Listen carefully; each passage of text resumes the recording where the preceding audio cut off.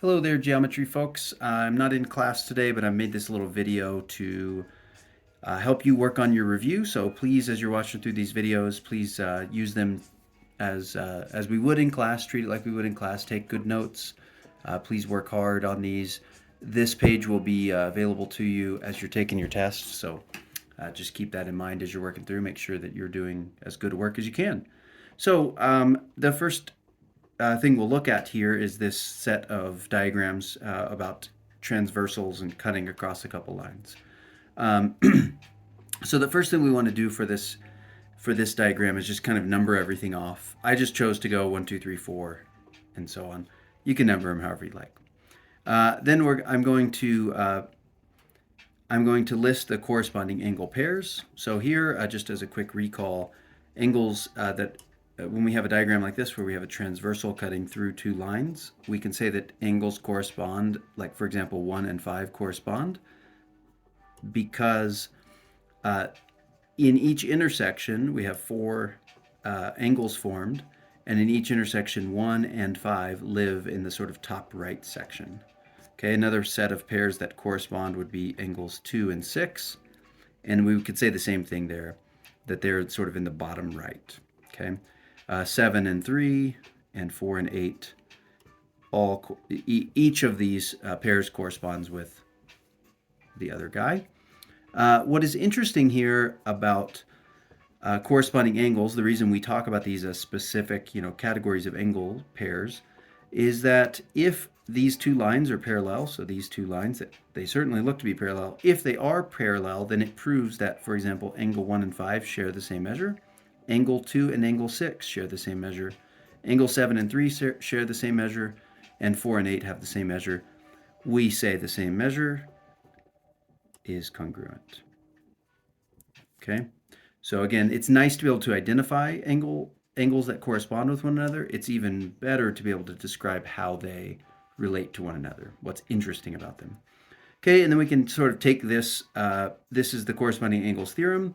We can take its converse and say, well, if we have two lines that are cut by a transversal and we've got congruent corresponding angles, then we can say the lines are parallel. So that's just the converse of these. So we have our corresponding angles theorem and its converse. I'd like to think of them as like a counterpart. Okay, consecutive interior angles. There aren't going to be very many. I'm going to stay with this same number scheme here. So I'm only going to label now the interior angles. Interior means inside, right? And of course, if we have our language skills on fleek, is that what we're supposed to say? On point? I don't know.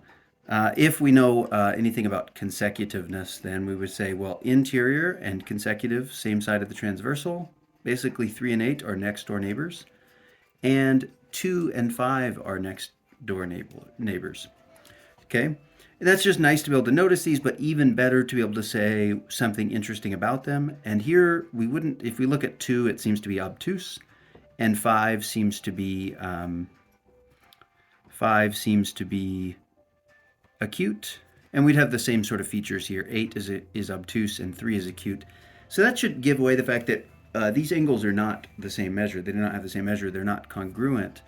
However, we should be able to note that angle 2 and 5 add up to 180 degrees, and angle 3 and 8, their measures add up to 180 as well. So we can say they are supplementary pairs. We can say they're supplementary to one another. Okay, so angle 2 plus angle 5. In fact, I should say the measure of angle 2 plus the measure of angle 5. The sum will always equal 180. The same statement is true about these other two consecutive interior angles, 3 and 8. Okay. And so then the converse of this theorem, so once again, just kind of a quick review, the converse says, well, if there are two lines that are cut by transversal and it creates consecutive interior angles that are supplementary, then it proves that those lines are parallel. Very nice. Okay, always nice to be able to have these features. Once again, we'll go down to, I don't know why I said once again. we're just going down to alternate interior angles. So again, we'd like to just think about alternate interior angles theorem. What's going on? Okay, well, interior angles, we already said it's these four angles, so just quickly relabel them. And we can say, okay, they alternate across the transversal. So in this case, we're looking at 8 and 2 as alternate interior, and 3 and 5 as alternate interior angles. They alternate along the transversal. They switch sides. Okay. Well, what about 8 and 2, and what about 3 and 5? What's interesting? We've located their we've located the fact that they're alternate interior angles, but now what? Well, take a look at 3 and 5. If we think about 2 plus 5 equals 180 and 3 plus 8 equals 180, we might want to maybe think about what we could do with this information. And we might say, well, wait a second. Would it be the case that like 2 plus 3 equals 180? And of course, 2 and 3 make a linear pair. So that's sort of a nice thing to think about, because then that means that 2 and 8 are interchangeable, 5 and 3 are interchangeable. In other words, they have the same measure, so we know that they are congruent. Okay. Then when we're thinking about the converse of this same theorem, again, we're thinking about this notion of two lines being cut by a transversal in such a case that the interior angles are congruent. Well, that guarantees that those two lines are parallel. Okay. Now we're going to look at the exterior angles. So our exterior angles, as I've chosen to number this, would be 1, 4, 7, 6. Those are our exterior angles, meaning they're on the outsides. Which one, when they alternate, we talk about them as jumping over across the transversal, you know, the opposite side. So 6 and 4 are alternate exterior angles, and 7 and 1. And again, it's nice to be able to locate these, but even better than to be able to say something interesting about their measures. And once again, here we can take the same principle as we did in this one about linear pairs and say, well, 6 and 4 will take the same measure, and 7 and 1 will take the same measure. So they are all congruent. Okay. And then again, the converse of this theorem, if we've got two lines cut by a transversal and it creates congruent I had a little typo here. Part of the reason I'm struggling here. Congruent alternate exterior angles.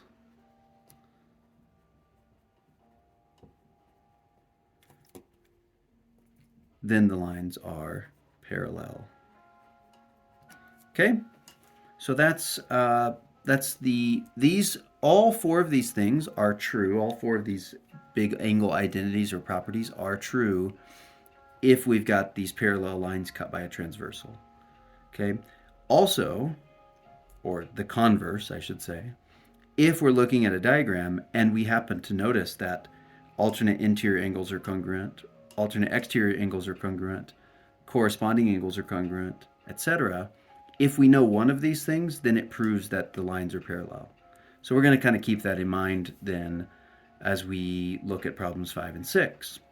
Okay, so problem 5, we have this diagram where we've got a transversal cutting across. We've got these two little red marks indicating these lines are parallel. So we'd like to know what the heck is going on with this angle X and this different angle Y. We can say that angle Y, maybe you're thinking automatically, angle Y is exactly equal to 35. And I would agree with you if you said that. By the way, when you're watching this video, if you want to sort of like pause and try to beat me to the punch, please do so. I really highly recommend that. It's a nice way to like test yourself with really low stakes, right? Because you can just erase and rewind the video. It's not that big of a deal. We know this, by the way, because of these are corresponding angles, right? The corresponding angles congruence theorem is like a really serious way to say this. Okay, so that's just the measure of angle Y. We'd like to figure out the measure of angle X. Well, again, hopefully you're at a point where you're looking at angle X and this 35 and you're like, hey, that adds up to 180. So let's just set ourselves up a really nice simple equation. the measure of angle x plus 35 equals 180. Certainly we can solve for the measure of angle x. We'll just subtract 35 away. I think that might be 145 degrees. So then we've got angle x and y, and that's all we need to do. We could say to ourselves linear pair postulate if we wanted to. I'm not going to do that, but you could. Okay, looking at 6, again, if you want to pause it and try to kind of beat me to the punch, that's great. If you want to just watch me go through it, that's also fine. Again, I'm looking at this diagram. The thing is I notice are that we have some parallel symbols, which is great. And that tells me I can use some of these ideas to solve for y and solve for x. So let's see. I'm going to initially think about angle y and its relationship to this 48-degree angle measure.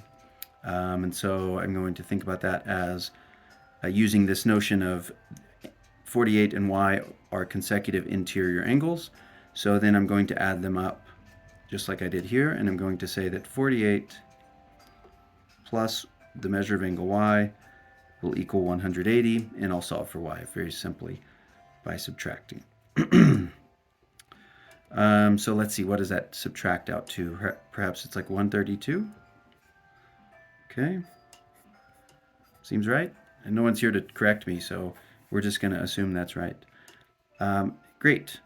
Then we're looking at this angle. It's not exactly angle x. I'm just going to give it a name. I'm going to call it angle A. It doesn't matter, but I'm just going to do that so when I write my little algebraic statement. I could do a couple things. I could take this notion of y plus a. Y, I've already found the measure. I could say y and a make a linear pair. I could also say that angle A seems to be, do you see the relationship between angle A and 48 degrees? We have their interior angles and they alternate along the transversal. So again, just if I review this, it means we've got congruence. So perhaps I could just set that equal. This 48 degrees is equal to 5x minus 17 degrees. And I'll just see if we can do some algebra. We're going to add over our 17 degrees to 48 to get a 65 degree measure. So I'm just going to show it right here. 65 is equal to 5x. And then, of course, we would like to divide by 5. And hopefully you know your multiples of 13. So you know that x equals 13. And that's all we needed to do, just using our understanding what was going on with the angle relationships and solving those out accordingly. Okay, time for the second one. Here we are. Here's a simple diagram. We've been doing really well on these problems. List all the lines that are skewed to line LM. So I'm going to first locate line LM. It happens to be that line right there. And I'd like to figure out what is skew to line LM. In other words, it's not parallel, it lives on a different plane. So I could say that PK, and I'll just list them out right here. Line PK lives on a different plane. JN lives on a different plane. Let's see, RQ, I want to say that, but no, that's parallel, so it lives on the same plane. NR and PQ are skew.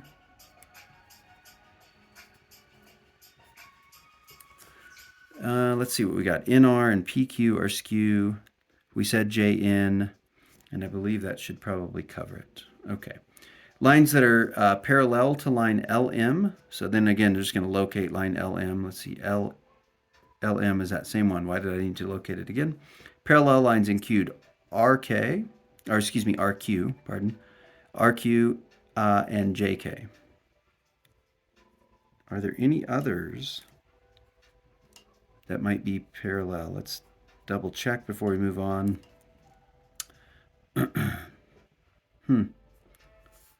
I'm going to say no for this one. So we might actually, you could sort of say that NP is parallel if you wanted to say, in fact, it is parallel if you think of these two as living on a plane that cuts diagonally. I'm sorry, I'm sort of blocking it, but a plane that cuts diagonally that includes both these lines does exist. So we could say that NP is also parallel.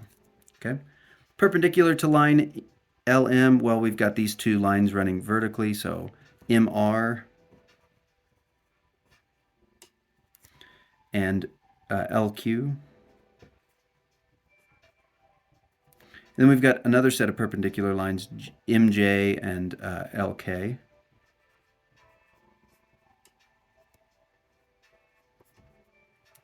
Okay, so we could just think of it like that. I think that's going to cover the perpendicular lines. And planes that are parallel to plane LK, definitely had a typo here. I'm going to probably assume I meant LKM. I created this a couple weeks ago. Maybe I'm a little forgetful. So LKM constitutes the top of the box. So parallel to the top will be the bottom. So we could say NPR, which is kind of one of my favorite radio stations. Plane NPR. That doesn't need a symbol. Why did I do that? In our Great Falls, we call that KGPR. And that's about all I'm going to say about NPR. But it is a plane on this box. Okay.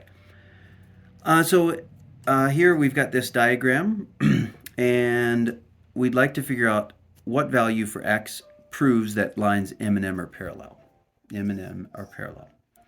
And here what I'm asking you, this is kind of modeling similar questions on your test, which is basically, can you use these theorems to make intelligent claims and coherent claims about these types of diagrams? So I'm saying per the blank theorem, so I'm just going to figure out which theorem we're talking about. I can set this angle, this expression equal to this expression 53, okay? And okay, kind of interesting. Well, then you're just basically, I'm asking you, what is going on between these two angles? Well, they're alternate interior angles. I'm sure you knew that, right? So we can just write that down. I'm just going to do shorthand a little bit here. Per alternate interior angles theorem, plural, I can set those two equal to one another. Now, what I'm asking you to think about here is just solve for x, right? When x equals some specific value, then M is parallel to N. Sure, you can do it, but just real quick to walk ourselves through, we'd like to subtract 8 from both sides to get 45. And of course, we should immediately see that x will have to equal 9, right? So that's pretty handy there, proving that those two lines are parallel using our theorems. Okay, great job. Feel good. Okay. All right, number 11, find the value of x that makes M parallel to M. Again, here, same exact style of problem. We just no longer really have to worry about the name of the theorem. Okay, so these here, I'm going to say 2x plus 20 and 3x. We don't have a name for these two. This is not exactly alternate interior, alternate exterior, etc.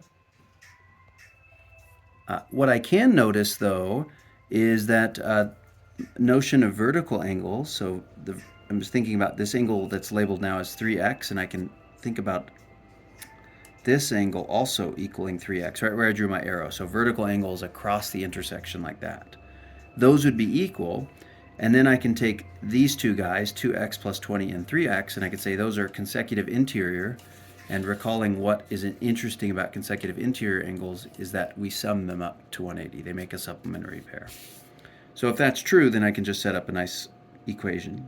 2x plus 20 plus this other angle 3x will always sum to 180. Combine my x's. I've got 5x plus 20 is equal to 180. Now I've got 5x is equal to 160 because I've subtracted 20 from each side. And let's see. Here, then I'm going to divide by 5, and I suppose that's 32, right? Perhaps, probably, most of the time. Yeah, 32. X has to equal 32. And that proves that M now is parallel to N. If X was any other value, M and N would not be parallel. Okay, same style of problem here. This one's a little bit more straightforward because we just have one angle that's called 7x minus 11, another angle that's called 4x plus 58. And then we can say, wait a second, those two angles correspond with one another. And when angles correspond, they're congruent. So I can then set these fellows equal to one another. And we'll just see what the heck is going on with this x. What do you have to be to equal one another? Okay. I suppose I'm going to add my 11 first. I don't know. And I'll probably just subtract that 4x from both sides as well. So I'm going to do a couple moves in one. And let's see, 3x is equal to 69. Ha ha ha, LOL. Okay, moving on. We'd like to divide by 69. 6 and 9 are both divisible by 3, so that should be 23, I'm thinking, right? 6 divided by 3 and 9 divided by 3. Seems right. No one's here to check me, so I'm going to say it's right. Okay, so fairly straightforward, right? We're just sort of thinking about these theorems and overlaying them on these diagrams to figure out values for x. So it's sort of combining that algebra notion as well.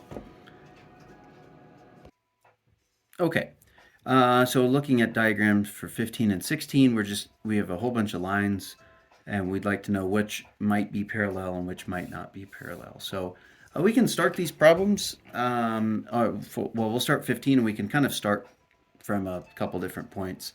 I'm just going to go with what my brain is seeing straight away, which is m and n must be parallel because they're cut by this transversal A, and we have corresponding angles that are congruent. So I can start by saying, for this problem, m is parallel to n. Okay, great. Continuing on, I'm going to look at some of these other angles and say, okay, here we've got perpendicular angles. This, because one of these angles is 90, right? All of these angles are 90, right? And so same thing is true over here, and that proves like all of these theorems right here about consecutive interior, corresponding, alternate interior, et cetera, et cetera. So anyway, all that is to say that A is parallel to B. That's pretty cool. We're fascinated by that. Because A is parallel to B and M is parallel to N, then I can say that M is parallel to L because of this angle marking right here. This is going to have the same truth. And because of this notion with M and this notion with L down here, where I know A and B are parallel, then I know that L must be parallel to M. Okay, and I'm going to do capital L to make this a little bit more clear here. And then the last thing I can say then is if I have a line L that's parallel to line M, and I already know that line M is parallel to N, then I can say that L and N are also parallel. So again, capital L and N. Okay, so those are 4 things I can say about problem number 15 based on those diagrams and markings and so on. Problem 16, I'm going to look at it and take a close look here. Again, if you want to pause and go ahead, that's great. Here I'm just going to say, well, here I've got alternate exterior angles that seem to be the same. So that then helps me understand that for this diagram, A is parallel to B. Then I'm going to look around and I'm going to say, well, it's sort of interesting. You know, I've got right angle marking here, so perhaps like another right angle, another right angle, another right angle. And so it's very tempting to be like, oh, this is also a set of right angles. I'm just not sure that I can say that, though. I don't know if C is parallel to B currently. And I don't know if C is parallel to A. And I don't know if M is parallel to N. So while this is all very interesting, I'm going to stay with just this one claim. I'm not going to say anything more. I'm just not, there's not enough information to say more. Okay. Okay, so then for these next 2 problems that didn't get numbers, too bad, so sad, guys. We'd like to take a look at this one. We want to write a line that's parallel to this given line, and we'd like it to go through this given point. So I'm going to work this out on this paper here. I've just restated the problem. So a couple things. I'm going to always think about this structure in slope-intercept form. Y equals mx plus b, where m tells me the slope and b tells me the y-intercept. If I want a line that's parallel to line m, well, let me just back up. Remember on these problems, we're searching for the value of m and the value of b that make the line. Everything else is just structuring the equation, just write it. So one of the nice things about parallel lines is you know what the slope is. Okay, so the slope here is 3, right? We see